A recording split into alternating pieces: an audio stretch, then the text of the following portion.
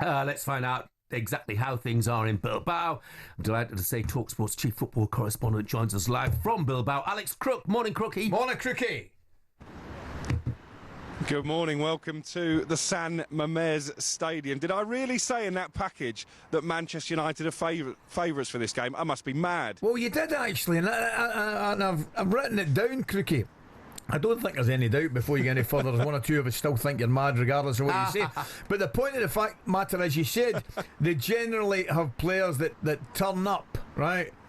There have not been too many turned up this season, has there?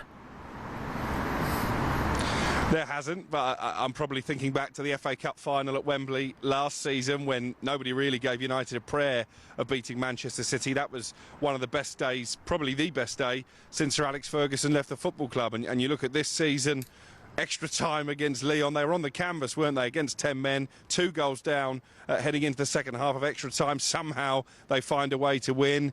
Then they have a semi-final against the host Bilbao. A lot of people made them second favourites for that. They absolutely demolished a Spanish side with the best defensive record in La Liga. So I think that's where that confidence came from. Plus you factor in the fact that the Tottenham have a history of falling short when it comes to winning major trophies. But I think this is a battle of nerves as much as footballing ability. Speaking to fans of United and Tottenham in a wine bar last night, enjoying a bit of tapas and local hospitality, they're both fraught with nerves. You know, there's so much at stake in terms of salvaging the season, a place in the Champions League, which is massive, particularly for Manchester United, who are planning a huge summer rebuild, and of course for Ange Postecoglou, the chance to save his reputation, because he has been savage at times this season, not least by me. I think he'll leave Tottenham regardless of what happens here tomorrow night. I think planning for a successor is already well underway, but if he goes out as a trophy winner, delivers on that promise that he always picks up silverware in his second season, I'd imagine we're going to see a very bullish Ange Postecoglou after full time.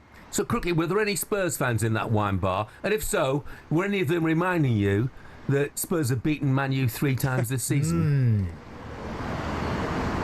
They were, and actually it's 3 years since Manchester United beat Tottenham in any game, but there is a little bit of history that Ruben Amorim, who's set all kinds of records for the wrong reasons this season, is going to want to avoid tomorrow night. 3 times, you mentioned, Jeff, Tottenham have faced Manchester United this season in League and Carabao Cup. 3 times they've beaten them. In their history, Manchester United have never lost to the same team 4 times in one season. That's amazing. Listen, Crookie, I'm going to ask you the same question that I asked economy class traveller Dean Ashton maybe about an hour ago. Not so much who's it more important to win the game, who can't afford to lose? I actually think Manchester United can't afford to lose. I think from a Tottenham perspective, the trophy means more than Champions League qualification next season, because it's 41 years since they've won a continental competition. 2008, the last time they lifted any kind of silverware.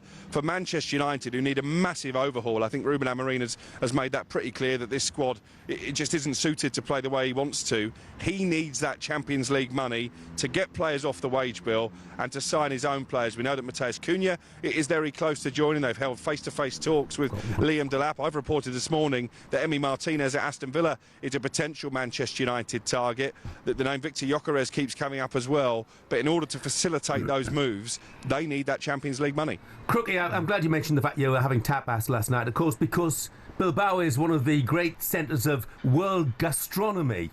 Now, I've been looking at some of the delicacies that are on offer for you and for Dino and for Coisty when he gets there as well. Just wonder how many of these you fancy, because these are some of the local dishes. Baby cuttlefish in their own ink. Coxas, which is the lower part of the throat of a hake, is a delicacy apparently. Baby eels with garlic and olive oil. No chance. Cod cheeks. Yes, all day. And what about a bit of Kalos a la Vizcaína, which is tripe. Big delicacy out there. Get stuck in, son. I think the baby eels The baby eels probably win it for me, and actually we are going to do a bit of a sightseeing tour this afternoon. You'll find it on social media. I'm going to try some of those delicacies. Baby eels with garlic and olive oil. Probably won't be on my radar. Crookie, who you kidding on the baby eels? And listen, you're more of the Rioja will take your fancy more than anything, mate. If I know you. A few Riojas, and then he'll be sticking into the baby eels with garlic and olive oil. Crookie, have a great time. Hopefully see you soon, mate. Yeah, look forward to it. Cheers, guys. talkSPORT Breakfast, waking you up Monday to Friday morning from 6 a.m. on AM, on DAB, via the talkSPORT app and on your smart speaker. talkSPORT.